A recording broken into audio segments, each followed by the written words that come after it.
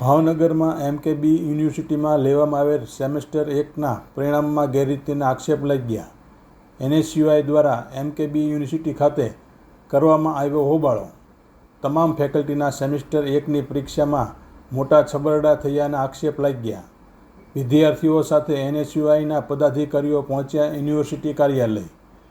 બીકેબીયુ કાર્યાલય ખાતે સૂત્રોચ્ચાર કરી કુલપતિને આવેદન આપવામાં આવ્યું. પરિણામમાં ગેરરીતિ આચરનાર સામે કડક પગલાં લેવાની કરવામાં આવી માંગ. પરિણામમાં સુધારો નહીં કરવામાં આવે તો ઉગ્ર આંદોલનની ચીમકી ઉચ્ચારવામાં આવી.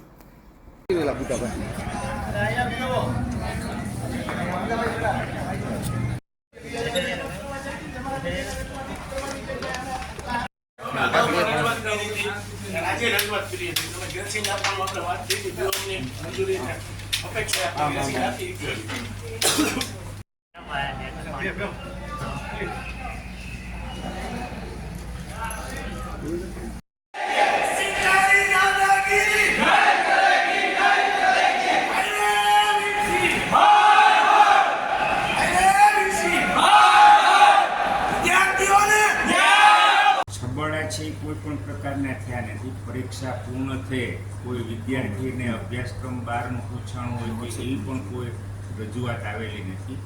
છે એનઈપી 2020માં જે ગ્રેસિંગ પોલિસી છે એ અત્યારે આપણે અમલમાં નથી. એટલા માટે આપણે 4 સભ્યોની કમિટી બનાવેલી છે. ગાઈડન્સ સર, બીઓએમના સભ્ય ગોજાણી સાહેબ, હેતલબેન અને પીએમ ડુલિયા સર.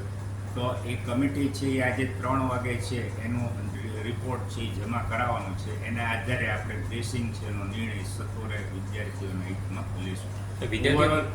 ઓવરઓલ પરિણામ તમે સબ્જેક્ટ વાઇઝ જુઓ તો લગભગ બધા 70% ઉપર જ છે. પણ એકાદ બે પેપર પૂરતું એમને જે બોર્ડર લાઇન છે એનો ગ્રેસિંગનો આજે નિર્ણય લગભગ આવી જશે અને વિદ્યાર્થીઓ છે એને એનો લાભ મળી જશે. વિદ્યાર્થીઓ દ્વારા જે રજૂઆત કરવામાં આવી હતી તેની માંગ શું? ને એ લોકોની કોર્સ બારનું એક રજૂઆત હતી જે પેપર પૂરી થયા બાદ કોઈ પણ એક્ઝામમાં આવી રજૂઆત આવેલી નથી. એક પેપર અંગ્રેજીમાં હતું, એમાં 14 વિદ્યાર્થીઓ હતા. એની કમિટીએ છે એનો નિર્ણય આપી દીધો છે એટલે વિદ્યાર્થીઓને એમાં કોઈ નુકસાન નહીં જાય.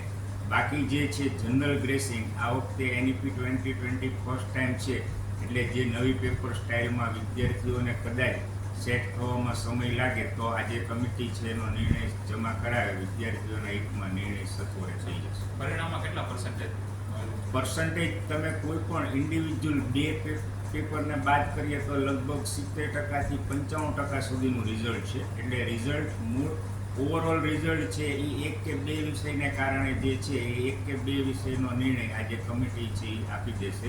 અને આપણે વિદ્યાર્થીઓને ત્યાં સુધી વિદ્યાર્થીઓના હિતમાં કીધું છે કે જો કોઈને અન્યાય થાય અને રીએસેસમેન્ટ કરાવે અને ચેન્જ આવે તો આપણે વિદ્યાર્થીઓની ફી છે એ પરત કરશું. આજે કમિટીના અહેવાલમાં પણ એ કદાચ ઉલ્લેખ થઈને આવી જશે.